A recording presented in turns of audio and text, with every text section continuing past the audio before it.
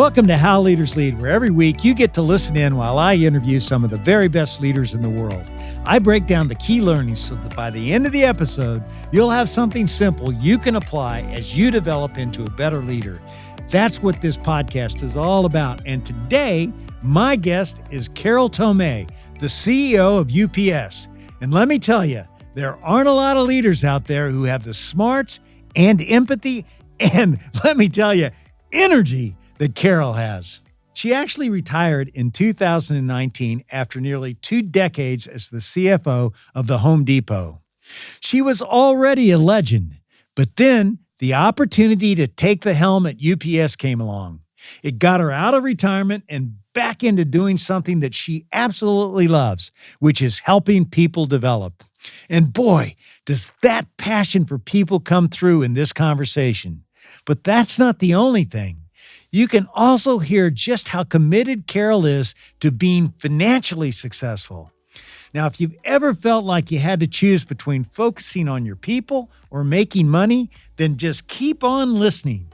Carol is proof positive that you can do both. Everything changes when you see your people as an investment, not as an expense. It's such a powerful mindset, and it's one you can learn from Carol right now. So here's my conversation with my good friend and soon to be yours, Carol Tomé.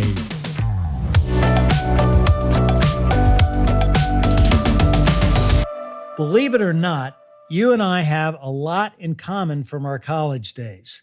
We were both lousy students in college until we found out what we loved. Yours was finance, and mine happened to be marketing. And we both were with our future spouses at a Roman toga party. Oh my How about gosh. that? That's crazy funny. Good. Crazy, funny, and true, right? Crazy funny and true. Tell me, how did you discover your love for finance? Well, it's really interesting. I should have known it as a little girl because my dad was a community banker, but I didn't think so. I thought I was going to, be a botanist and actually save the world by saving rare plants. That didn't work out so well for me. So I started working for my dad during the summers of college, and that really introduced me into the world of finance, and I found that it was my true love. So your dad was a banker. Do you have a story from your childhood days that really impacted the kind of leader you are today? Oh, yeah. My parents both taught me the importance of giving back. They taught us to whom much is given, much is expected. And I'm so grateful for those life lessons that I learned as a little girl because it really pushed my leadership agenda forward. Who believed in you before you might have even believed in yourself, Carol? Oh, for sure, my parents and my grandmothers. They told me I could be anything and do anything that I wanted to, and I believed them. And, I grew up in a town of 3,000 people in Jackson, Wyoming, so I thought I could rule the world because they told me I could. How do you instill that belief in others? Well, every day, I believe that my job is to invest in people and help them reach their highest potential, whatever it may be. What I find that a lack of confidence holds people back sometimes because they don't believe that they can do it. And yet we know time and time again, if you put people in opportunities, they'll show us how high they can go. So I try to do that by providing people stretch opportunities. Without mentioning any names, can you give us a little example of where you really got turned on by really helping somebody discover how much power they had from within? Perhaps it was the biggest lesson I learned early in my leadership days was the importance of putting people first. I had a woman who was working for me who really needed some coaching. She wasn't hitting it on all cylinders, and she needed some coaching. And David, I didn't want to do it. I didn't understand the importance of leadership that's about investing in them and putting them first. In fact, I was so not wanting to do this that it was time to give her performance review, and I actually gave her review on the phone. Well, you can imagine what she did. She quit.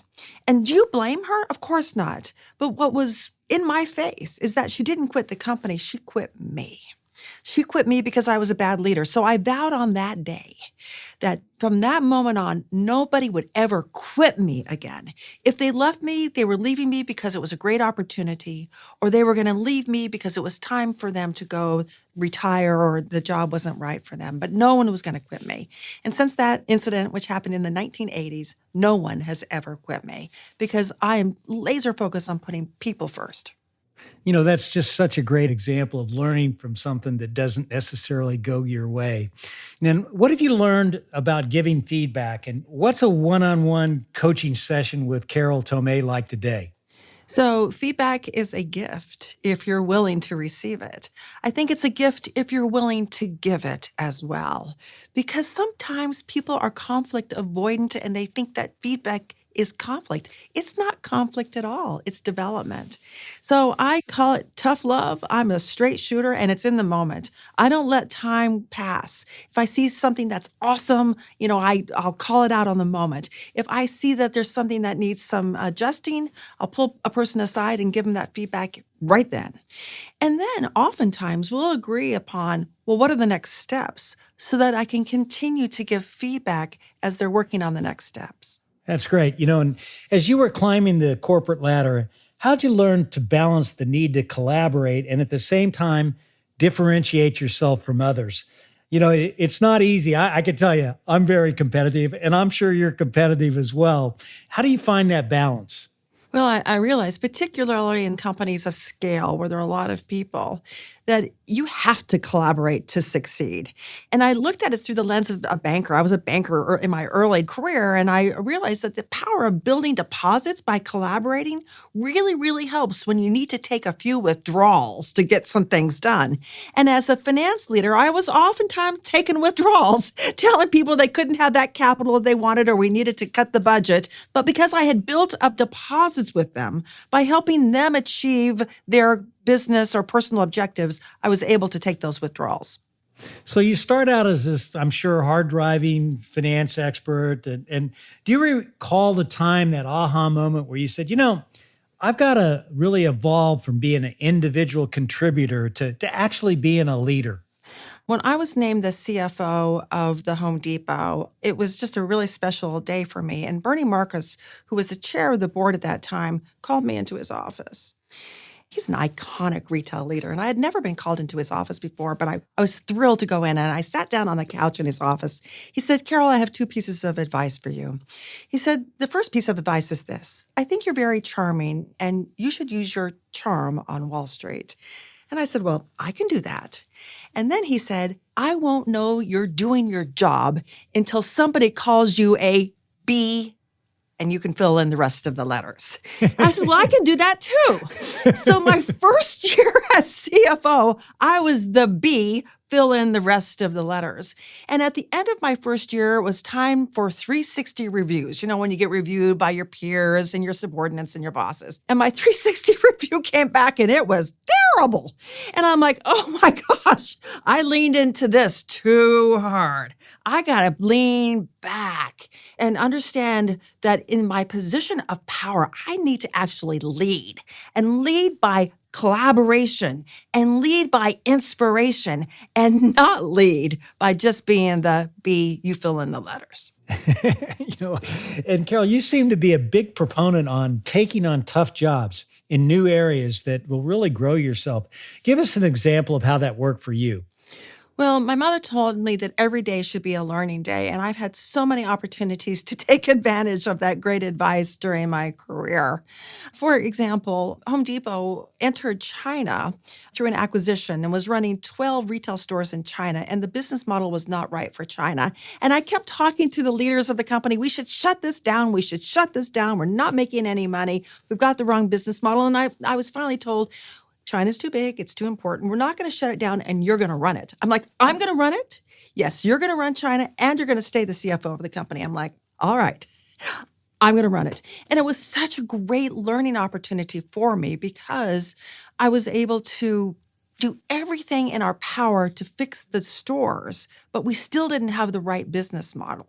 So I put together a different business plan, pitched the plan to the board, which was to close the existing home improvement retail stores, but open up standalone paint stores. Because as you know, with your business, former business in China, the paint in China isn't very good. I'm like, I can stand up standalone paint stores, have the paint manufactured in the United States, ship it over to China, sell it to China, make 35 points of margin, and make these stores profitable in the first year. So I convinced the board I could do that, and we did. The stores were four-wall profitable in the first year. So then I went to the board and said, okay, showed you that we can make a buck in China, but we can't scale it. It's going to take too long to scale, so we should shut it down and close this business and exit the country. And so we did.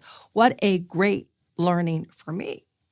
Fast forward now to 2022, and we've been dealing with all kinds of challenges in China. UPS is a huge business in China, so I took my lessons and learnings from that experience back in the 90s to today to make sure that we can stay essential, that we can continue to operate and make a buck in China. It was a really good learning.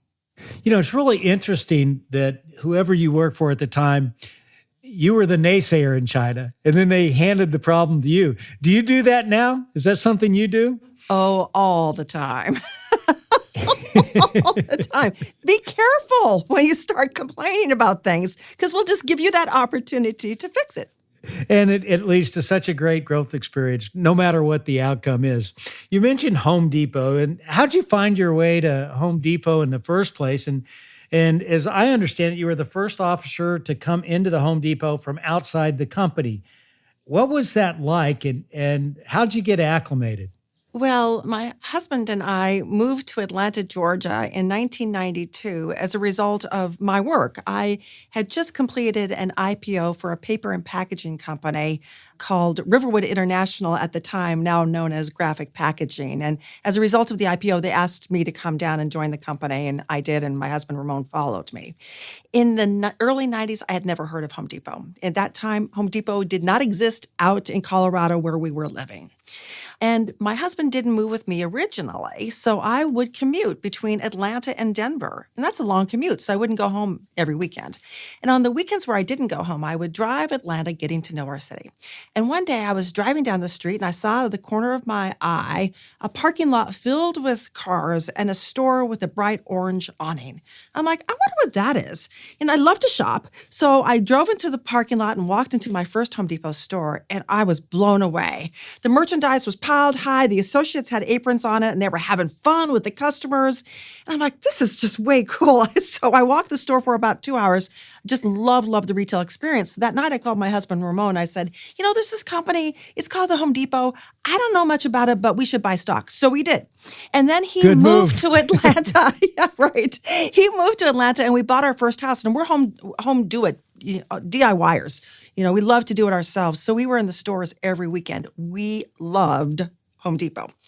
Then one day I'm happy at work, and I got a telephone call from a search firm who said, Home Depot is thinking about going outside of the United States, and they've never done that before. And the company I was working for had a global presence. They said they'd really like to talk to you about joining their team and helping them grow globally. I'm like, me? I love the store. I'm a shareholder. Okay, I'll go over. I'll talk to them. So here's a true story. I had my first interview. And after my first interview, I'm like, I don't think this is for me. I love the company, but I don't know if I'm going to be challenged enough. The cash pours out of the stores. It's got a great credit quality. I was working for a company that was junk rated at the time. I'm like, I just don't know if I'm going to be challenged enough. So they said, do you want to take a minute before you tell the company no? I said, well, I probably should take a minute. So they said, why don't you go meet with one of the founders, Arthur Blank? I'm like, all right, I'll go meet with Arthur. And so Arthur is another retail icon. And he said to me, Carol, we don't know how high is up for you. That's for you to show us. But we will give you every opportunity to reach your highest potential. I'm like, oh, every opportunity to reach my highest potential? Sold. And so I joined in 1995 when the company had just 400 stores and revenues of just $14 billion. And I'm so very glad that I didn't say no, because it's an incredible company, and I had an amazing experience there. And you were the first person to come in from the outside. And I think it was probably a very male culture as well. How did you get acclimated? And did they kind of put you through the ringer? They hired me for a particular purpose. They wanted to grow outside of the United States, and they wanted to actually increase their financial acumen. Because for so long, everything that Home Depot touched just turned to gold. But the company was maturing, and they wanted to increase their financial acumen. And every time I would open my mouth and talk about things like economic value added, or return on invested capital, or we should be hedging the Mexican peso, they would just look at me like, who are you? And what are you talking about? So I'm like, oh dear, this isn't going to work. And, Arthur he had such a big impression on me. He's like, Carol, you got to decide if you really like retail. And I'm like, I'm an amazing consumer. I shop all the time. I need to learn retail from the other side, from the merchandising side, from the supply chain side, from the customer service side. So I would put on an apron, and in my free time, evenings, weekends, I would work in the store. And I learned so much about the business and fell just in love with the business. Now, I'll tell you the truth. I tended to stay out of the electrical and the plumbing aisle because I didn't want to have anyone burn down their house or flood their house because of advice I gave them. But I was really, really good in the gardening aisle. I was great in the gardening aisle. Well, you got to know what you're good at, Yeah. And you were very good as the CFO of Home Depot. The shareholder value grew 450% in that time. What do you think you did as CFO to really make such a huge difference? My learning is that the best finance people are business people first and finance people second. I knew the business inside and out. All the dials that you could turn to create value was really focused on capital allocation and appropriate capital allocation, because there can be strategic adventurism that doesn't create any value, and we see that happening in lots of companies. And I was laser focused on how we allocated capital. And one thing that Frank Blake did when he became our CEO is he added strategy to my portfolio. And I think that makes so much sense to have strategy and finance aligned, because it's so much about how you allocate capital. I also walked in the shoes of our people, of our associates. Home Depot's leadership construct is an inverted pyramid, where the leaders of the company are at the bottom of the pyramid because they bear the weight for the actions that they take and the decisions that they make. Bear the weight to free up the associates to take care of the customers. Because Bernie Marcus said, if you take care of the customers, everything will take care of itself. And I actually believe that to my core. I believe that what Peter Drucker said, he said, culture eats strategy for breakfast. I think that's right. If you've got a culture where you put people first, you're serving them, right? Leaders second, people first. It makes a huge, big difference on the customer experience and the financial results. Let's face it, your life is just too important to delegate to someone else. That's why I'm so passionate about self-coaching. If you're new to this concept, I put together a free self-coaching guide that will walk you through the principles of how to become a great self-coach to really find fulfillment in your life and career. You can get it at takechargeofyou.com/guide. This free guide will give you a simple plan you can follow to kickstart your self-coaching journey. This guide will help you become the very best you can be. Get it at takechargeofyou.com/guide.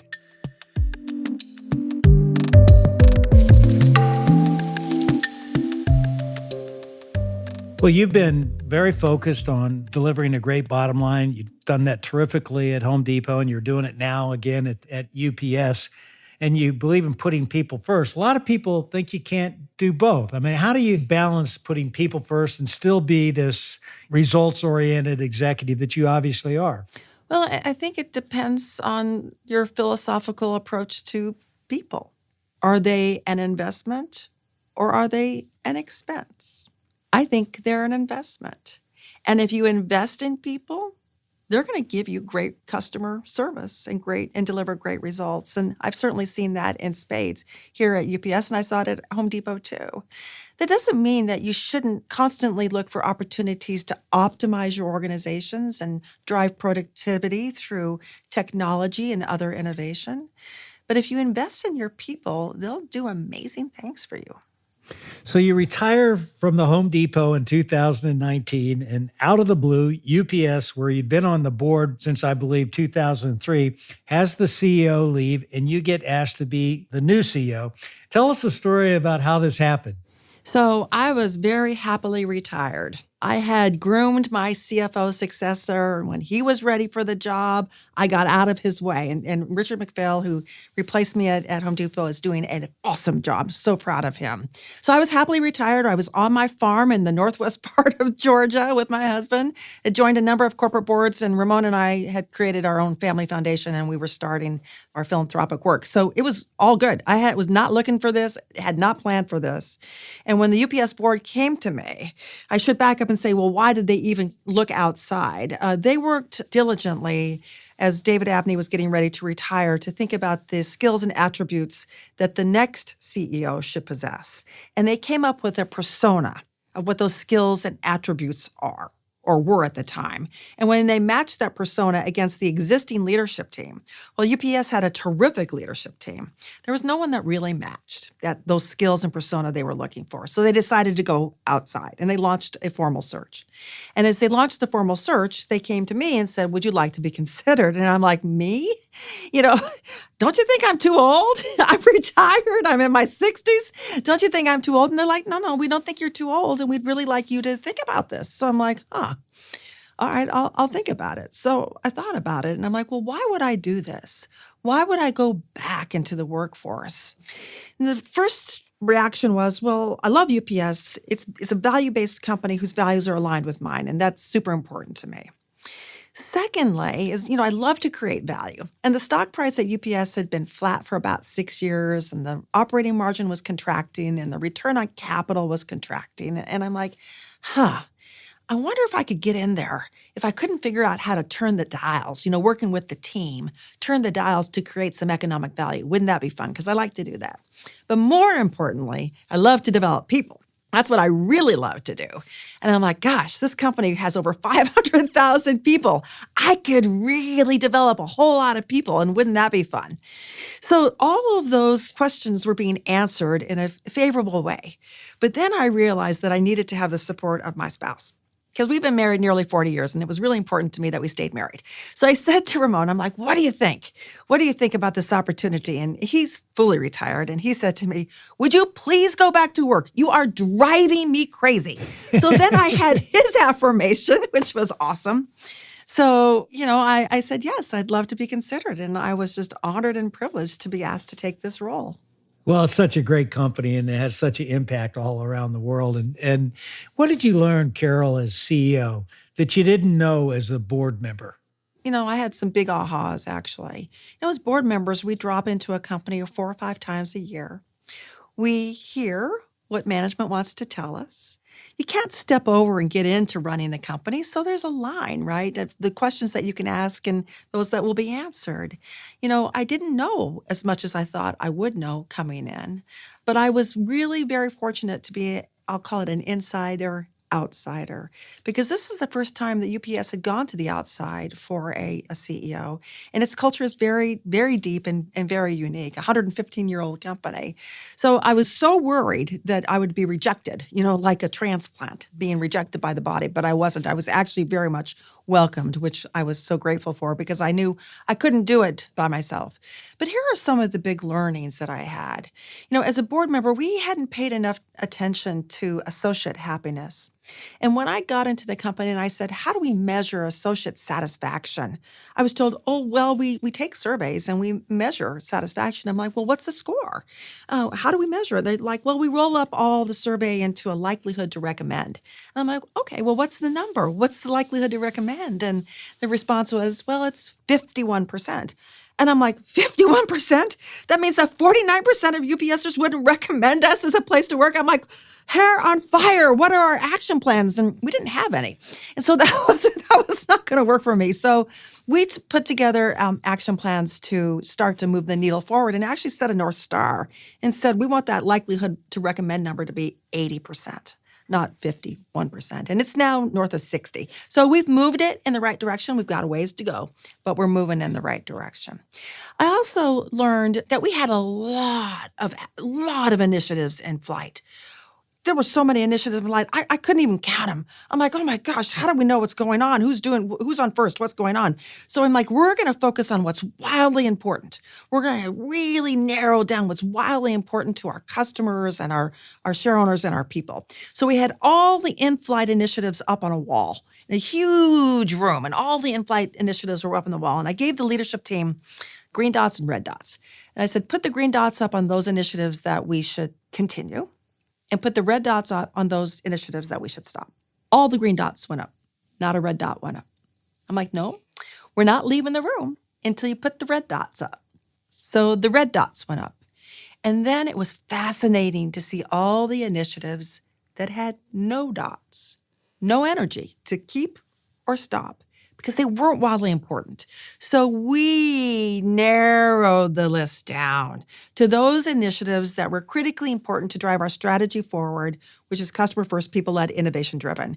And I think that strategic clarity and the focus and the narrowing has really translated into better performance and higher satisfaction from our customers as well as our people. Tell me about the monthly wildly important video that you send out to UPS employees. Yeah, so it's just what's wildly important to me. It's not scripted. We film it on an iPhone, and it's what's top of mind, wildly important to me. And it runs the gamut. It can run from safety to mental health to, kicking ass and taking, winning from the competition. It's just whatever is wildly important to me. But it also allows me to get a personal connection with UPSers, because I have very few regrets, but one of my regrets is I will never meet everybody in our company face to face. I never will. We're just too big. The scale is just too enormous. I never will get to meet everybody face to face. And so I try to have a connection with them, at least virtually.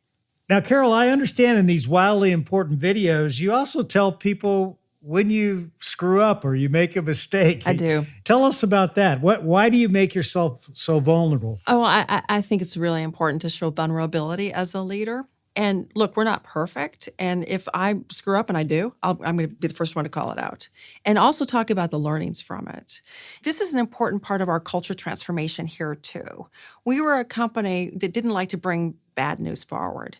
We thought, well, if we just worked it, we can work this issue and it will disappear. That's very dangerous, actually. It's very dangerous. I'd rather have the bad news be brought forward. And then we can work on it together to solve the problem. And if you mess it up, it's okay to bring it forward, because we can work it through. So I do it really to teach that it's okay to show vulnerability and to learn from it. This is every time something goes sideways here. My question is, what have we learned? I know you're a big believer in culture, and you mentioned you joined UPS because it was value-based. What have you decided to preserve about the UPS culture, and what are you changing? Yeah, so I have never in my life seen a company like UPS. No matter what comes its way, it gets it done. Think about this. I started, onboarded in March of 20, became the CEO in June of 20, in COVID world. UPSers were essential workers. When I onboarded, we're like, okay, everyone's starting to shelter in place. Everyone's sheltering in place, and yet we had to continue to deliver essential goods so that people could live as they're sheltering in place. And you wouldn't believe what this company did to enable itself to do that. We didn't have PPE hanging around. We had to source that from around the world so that we could protect our employees. We had to change our operating procedures. We had to get authorization from governments around the world that we could continue to fly our planes and enter their space so we could pick up those goods to get them delivered. Unbelievable. In the second quarter of 20, we had to hire 40,000 people just to manage the volume. And UPSers did it, and they did it beautifully. No complaints. They got up every day, went into the office, if you will, went into the packing centers, the sorting centers, were flying the planes, driving the package cars, and delivering packages. And since then, we've had so many really amazing opportunities to just show up. When the COVID-19 vaccines were approved, we were the first company to deliver those vaccines, and we delivered every vaccine with 99.9% efficiency. We never missed it. We never missed a delivery, and we kept those vaccines cold. We manufactured dry ice to make sure we could get those vaccines delivered and keep them safe. So, UPSers are doers, and I would never change that. Our service levels for the past 5 years have beat every competitor, and they're going to do it again this year. We are the best in the world, and we're not going to change that. So, what are you trying to bring to the culture that's different? Yeah, so sometimes our behaviors don't match our values. Sometimes they don't. And in this world, the world needs more empathy. We need more listening. We need to take a moment to say, hey, how are you doing? Right? Lots of people are dealing with lots of issues.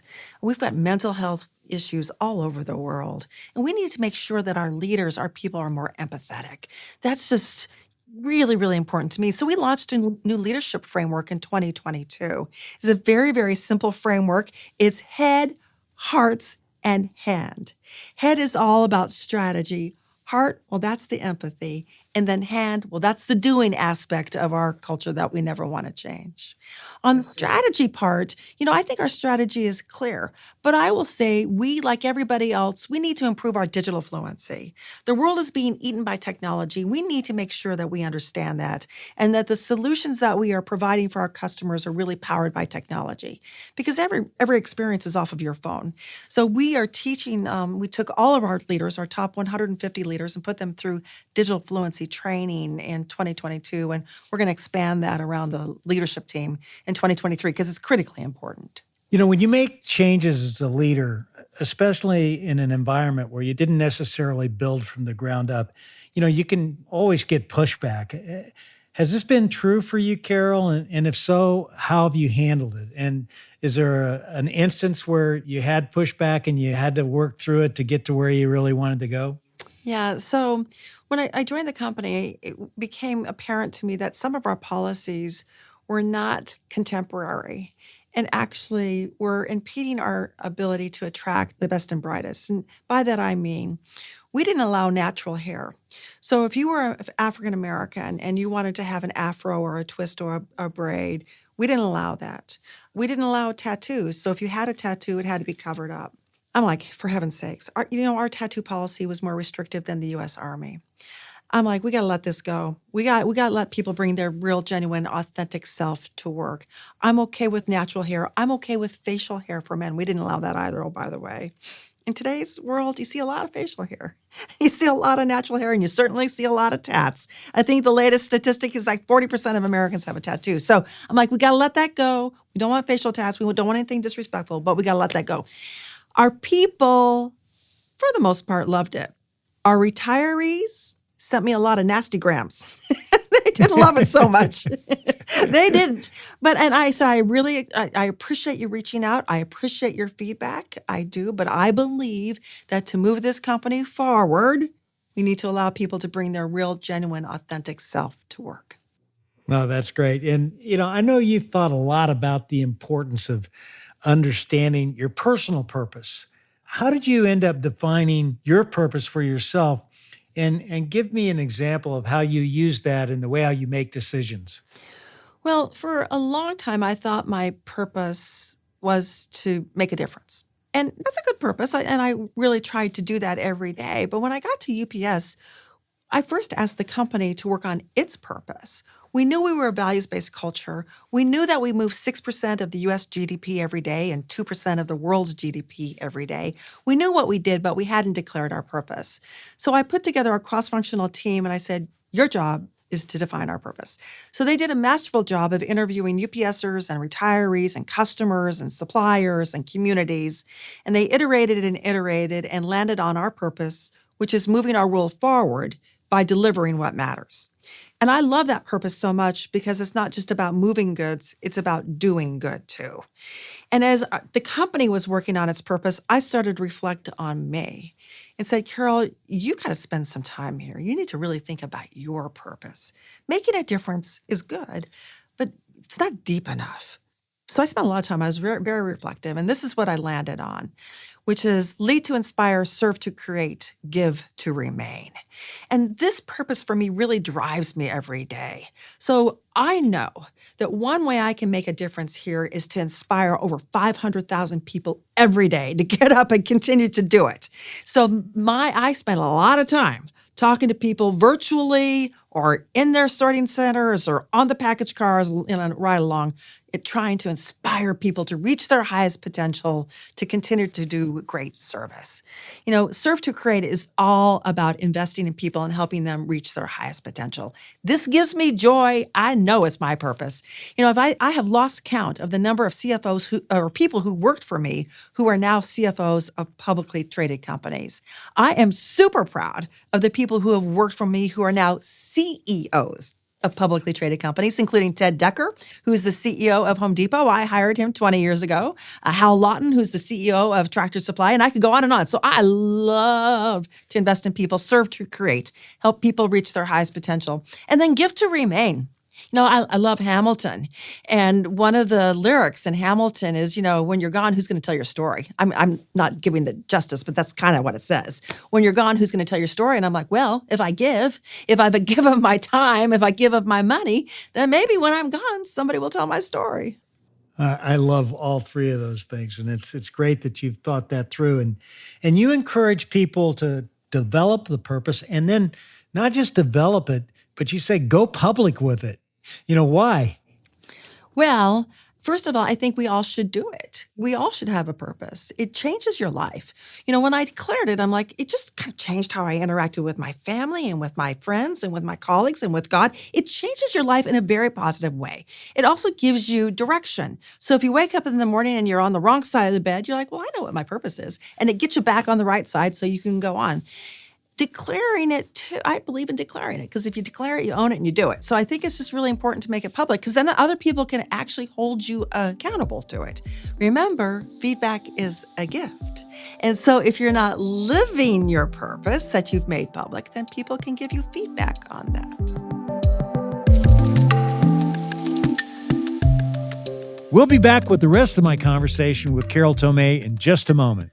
Now, Carol mentions this inverted pyramid concept that she and the other executives at the Home Depot led with. It's such a powerful idea, and you really need to hear Frank Blake unpack it. He's the former CEO of the Home Depot, and the conversation I had with him will help you see your employees the way they should be seen, and it'll help you lead your business. Everything you do is uphill. Nothing cascades down. When I hear leaders say that they've got a message, cascades down through the organization, I go, oh, no, it doesn't. Gravity is not your friend in an organization. You have to push your message up, because in the end, people really don't know whether they care what you're talking about. You have to provide that motivating force for them to care about what you're saying. Go back and listen to my entire conversation with Frank. Episode 19, here on How Leaders Lead.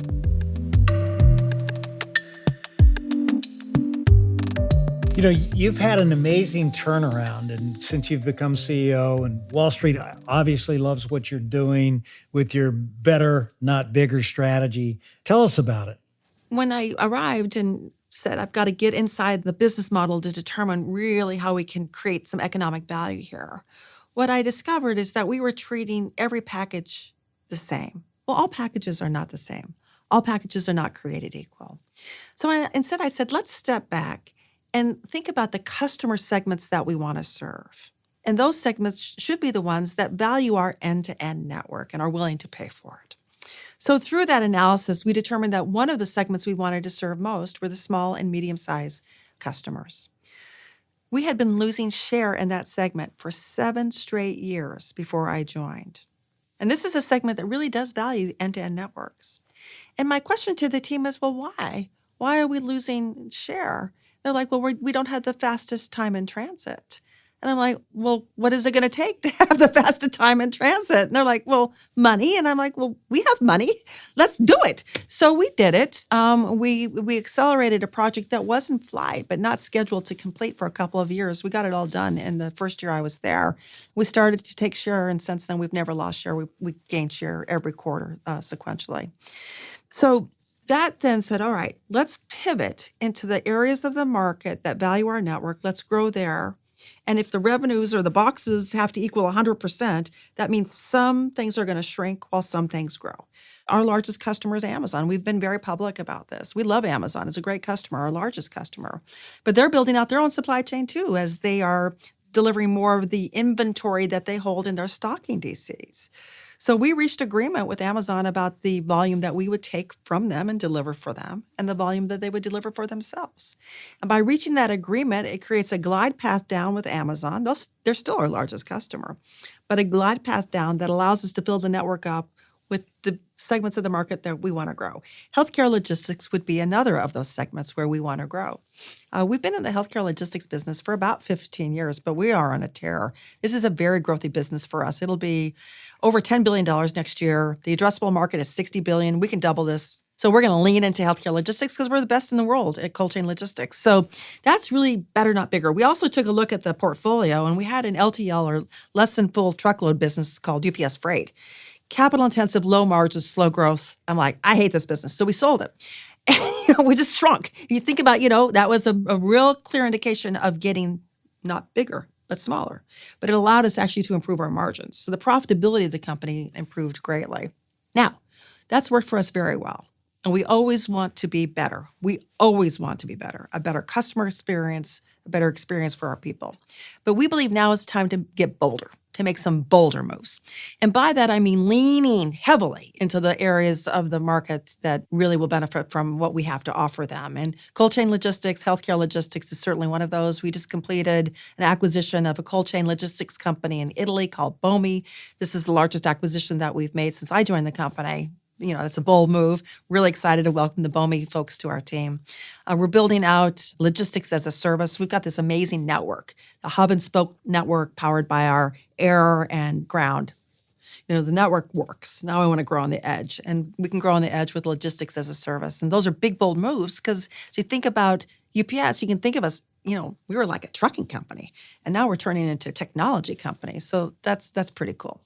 You're really redefining the business, but sticking to your core and better and bolder sounds like it makes a lot of sense, And I understand when you're doing strategy, you actually do war games to help you formulate it. Walk me through that process. Yeah, I love wargaming as a part of strategy. So the first time we did it, I think everybody thought I had lost my mind. But what I asked the team to do was to assume the personality of one of our competitors and to attack us and to tell us what the attack plan was. So they did. And the attack plans were super scary and really thoughtful. So they attacked. And then I said, okay, now assume the persona or return to your UPS persona and fight the attack. Because by fighting the attack, it actually created opportunities for initiatives and growth. It's a really, really clever way to think about strategy. You talked about the need to be bold, and you can't be bold unless you're truly innovating. Tell us about your innovation process and what's the most exciting thing you see happening right now that's coming up and new at UPS? Well, there are a couple of things I'm pretty excited about. One is we've used RFID technology on our healthcare packages, those packages that carry vaccines, because we wanted to make sure we never lost that package as it was on its journey across the network. That's really powerful, actually, from a customer service perspective. But I said, could we actually think about it through the lens of productivity and put RFID technology on all of our packages? And so we piloted that in 2022, and I'm super pleased with what I'm seeing. We now have RFID technology on all packages in 101 of our buildings. And the implications of this are twofold. One, we don't lose the package because we know where the package is because we've got the sensors and we know where the package is, which is helpful from a customer service perspective. Even though our on-time delivery is north of 97%, sometimes we lose a package. So it's important to know where that package is. But here's the productivity side that I hadn't really thought through, but it's pretty cool. So we have employees we call preloaders who put packages into the package car to load the car for delivery. And they are actually scanning the packages into the car, but we didn't have the RFID label, so it was more of a manual scan. 1 in 400 packages are misloaded. In other words, it's put into the wrong package car. If it's put into the wrong package car, that package goes out for delivery, but it can't be delivered. It's in the wrong car. So it comes back. It has to be resorted and go back out again. So that's a customer dissatisfier, and actually it's not good for the package to get it resorted. So with the RFID technology, the misloads are diminishing. We went from 1 in 400 to 1 in 800, now 1 in 1,000. That's 6 Sigma perfection. I'm like, holy crap, this is really good because we're going to drive productivity. And oh, by the way, those manual scans that the preloaders are using to get the packages into the car, guess what? The car can scan the package because the car is smart. So we're going to drive a lot of productivity. So this I'm pretty excited about that. The other thing I'm excited about, and this is really early days, but we're working with a company called Beta Technologies to work on the creation of a battery-powered aircraft. We were the first company that was authorized by the FAA to fly drones. There's not really a commercial application for drones, but aircraft that actually carries cargo, that could be powerful when you think about it through the lens of sustainability. So we're working with Beta Technologies on an electric vertical and takeoff landing aircraft that carries cargo, about 1,400 pounds of cargo. It could replace fossil fuel-powered feeder aircraft. And we're working with the FAA to get that authorized to carry packages. And we were very fortunate just to have that cool aircraft, if you will, down at Worldport, which is our big air hub in Louisville, Kentucky.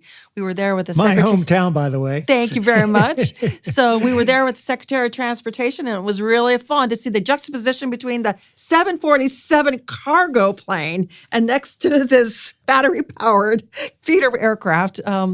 So cool. So I'm excited about what technology will be for air travel.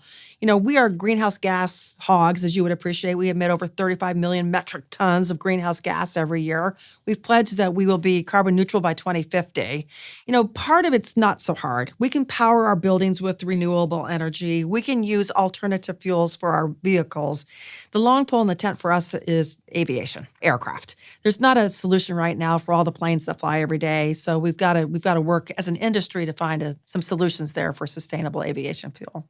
Do you have anything unique in your process that's churning out these big ideas? Because you just mentioned 3 or 4, and I think based on your excitement, I think you could keep on going. I could. If you think about this, our strategic platform, customer first, people-led, innovation-driven. Innovation-driven is where a lot of this activity is happening. All of this to get a better customer experience and drive productivity in our business. You know, it's often said that the CEO job, it's lonely at the top. Have you ever felt this, Carol? And if you have, what advice would you give to leaders who may be experiencing that kind of reality? Yeah. So people told me that before I took the job, and I'm like, oh, how lonely can it be? Can't be that bad. It's really, really lonely. It's really, really lonely. Because you're the boss. You know, I was always like a member of staff, right? And now I walk out and nobody's walking out with me. I'm like, okay. So I'm like, okay, I get it. You know, I understand why. So what do? I'm really fortunate that I have an amazing spouse who's just a great sounding board for me. I've got just a handful of really close friends that are like my personal board. Some of them are former colleagues. Some of them are just friends, but they're a personal board that I can talk to without sharing, you know, confidential information, but just more thematic, some things that we're challenged with. And then candidly, I joined the Business Council, which, David, you know these groups, the Business Roundtable, the Business Council. I think these organizations are really, really helpful for CEOs because we're all faced with the same issues.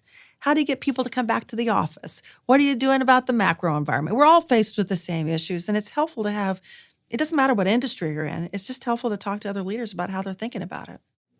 You know, this podcast is all about leadership, and I know you mentioned earlier, you're passionate about leadership development. Tell us what you're doing unique at UPS to bring your leaders along. Well, we have, for my executive leadership team, I have defined development plans for each of them.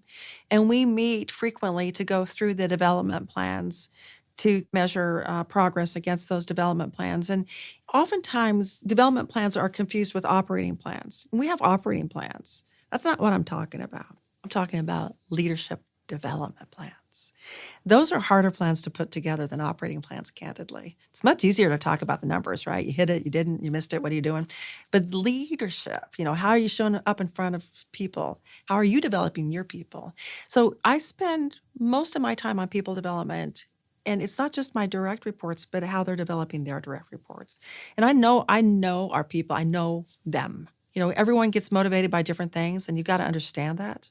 You really got to understand that so you can help invest in them and help them reach their highest potential, whatever it may be. We've got the traditional training programs and external partners that we use to help on this. But I believe that leadership development is personal. And if your boss takes a personal interest in you, you're going to grow differently. We also have coaches we bring in too. I think that's important. Sometimes it's necessary. But for me, it's personal. I've heard you say that you really want the next CEO to come from within. This is really important to you. What do you do along those lines to make sure that you've got that next person?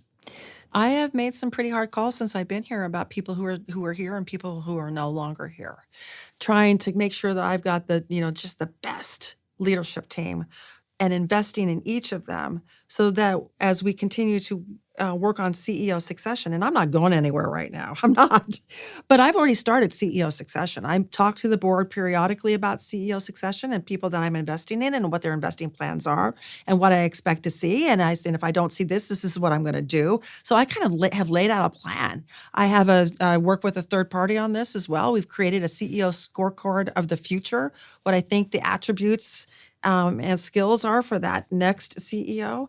I'm really, really committed to this because I do not want to put the board through what the board went through. I think you risk a lot when you go to the outside. There are lots of cases that it works just fine, but there are lots of other cases where it doesn't. And when I think about my personal legacy, it's not going to be about the financial results or the shareholder value, although I hope we can, check the box there. It's going to be about people. It's going to be about people. I will fail miserably if I don't have a solid successor behind me. Carol, this has been so much fun, and I want to have some more with my lightning round of Q&A. Are you ready for this? Okay. What's one word others would use to describe you? Prepared. What would you say is the one word that best describes you? Prepared. If you could be one person beside yourself for a day, who would it be and why? I am not afraid of anything except for flying. I really have a serious fear of flying, and I have to fly all the time. I think the person I would want to be is Houston Mills.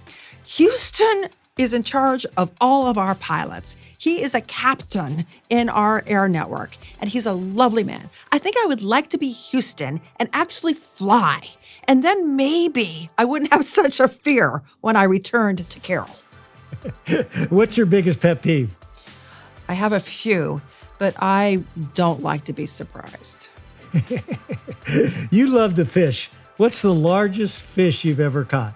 I love to fish. I love to fish brown trout. In fact, I was just fishing on the Green River in Wyoming this fall.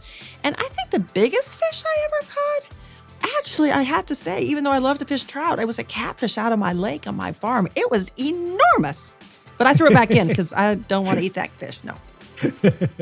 What's the single biggest thing you learned from being a downhill skiing racer? And I understand you're quite good. Yeah, no, I'm fearless, right? But the thing I learned about it is you need to walk the course before you race it down. And if you know downhill racing or any slalom racing or grand slalom, you actually walk up the hill to learn the course. You sidestep up the hill to learn it. That goes back to this preparedness thing. You walk the course, and then when you get on the skis to go down, you can go really fast. What's your favorite quote? Maya Angelou, don't make money your goal. Instead, do what you love and do it so well that people can't take their eyes off of you. What's something about you that few people would know, Carol? I can read upside down. We are out of the lightning round. I just have a few more questions. I'll let you go back to work. Carol, you're a real trailblazer in the Fortune 500. There are very few, not as many CEOs as we would really like to see that are female. Tell us about the Velvet Hammer. Well, at Home Depot, I created the first resource group, and it was for women. And we had our very first meeting at my home, and we couldn't even fill up the living room. That's how few of us there were. But it was really great to get that organization started. And as we were thinking about what we should call ourselves, I reflected on a woman who had a huge impact on my life, and that was Faye Wilson. Faye was a member of the Home Depot board when I joined the company, and she was wonderful to me. She took me under her wings and really helped me navigate the company. Faye is just something else. The first time I went into her office, it was pristine. There was nothing there except a book on her desk. And when I looked at the cover of the book, the title was The Art of War. I just learned so much from Faye. And when I thought about how we might honor her by naming this resource group, I'm like, well, we could call it the Wilson Group, but then that sounds like a musical group. That doesn't work. So I'm like, well, what is Faye? And, Faye is, she's very petite. She's from North Carolina, and she's just got this lilting voice. It's just like velvet. It's just so smooth. And I'm like, she's smooth like velvet, but she is hard like a hammer. So we decided to call ourselves the Velvet Hammers. And it was a great way to honor her and a really fun way for our group to come together. Do you have something like that at UPS? Yeah, we do. It's called the Women's Link. That works. That term works, but the women are powerful here. What 3 bits of advice, Carol, would you give to aspiring leaders? Well, I think it's really surround yourself with the best and brightest people who are smarter than you, faster than you, better than you. They lift you up and give you wings to fly. It is just critically important, talent selection, the people that work for you, because it will really push you forward. I would also say build strong networks. Networks are critically important to help you grow your career and help you develop as a leader. These are networks that you can have inside of the company, outside of the company. And remember, as you're building those networks, to build those deposits. So if you need to take a few withdrawals, you can. And then I would say become a master of your art, whatever your art is. Become a master of it, because that certainly is kind of important as you think about developing others. You need to be a master of whatever your art is. Any particular advice for women leaders? So for women, I think it's really important to be you and not to assimilate. It's easy to think that you need to be like everybody else if you're the only one in the room or one of a few in the room, but actually bring your real, genuine, authentic self to work. I think that's just so important.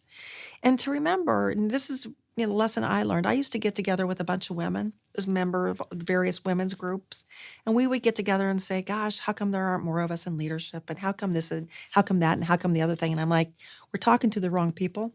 We need to be talking to the men. So it's like he for she, right? So it's like, how do you bring men into the conversation to help you grow? And I've certainly been lucky because most of my mentors have been men. It's been fantastic. Carol, you are definitely inspirational. It's clear that you're passionate about raising people up within your organization. And you talked a little bit about the fact that you and your husband have a foundation. So you're obviously focused on giving back to others that need you. And I think you definitely walk the talk. And, as we talked about at the top of the show before we started this interview, I'd heard so many good things about you. And now I know why. Oh. I mean, you're incredible, and congratulations on all your success and good luck. And what's your unfinished business at UPS? Oh, we got a lot to do. We got a whole lot to get done. I figured that. Well, thank you so much for sharing everything. I really appreciate it. Thank you, Dave. It was great being with you. Thank you.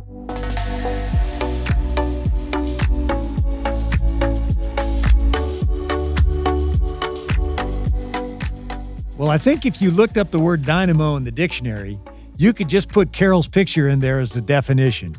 I'm so inspired by all the great work she's doing at UPS and the incredible strides they're making to improve and innovate. It's clear she's focused on the bottom line at UPS, but she's also focused on her team. A lot of people think you got to pick one over the other, but Carol shows us there's another way. We can focus on both when we learn to see our people as an investment, not as an expense. When we pour into them and develop them and look out for their growth, they're going to turn around and grow your company. This week, I want you to think about a person who invested in you. Take the time to express your gratitude to that person. Handwritten notes are always classy, but hey, just sending a thoughtful text works too.